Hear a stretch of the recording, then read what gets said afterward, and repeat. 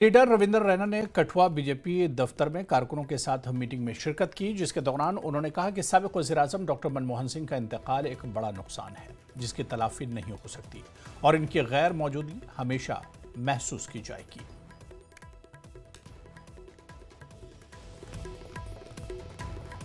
आर्थिक मामलों के बहुत ही एक्सपर्ट के नाते डॉक्टर मनमोहन सिंह साहब की पहचान थी।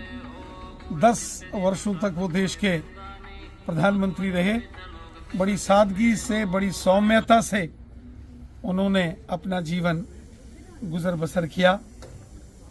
उनके निधन से एक बहुत बड़ी क्षति हमारे राष्ट्र को हुई है। पूरा देश डॉक्टर मनमोहन सिंह साहब को अपनी विनम्र श्रद्धांजलि भेंट कर रहा है। उनकी कमी हमेशा समाज में खलेगी।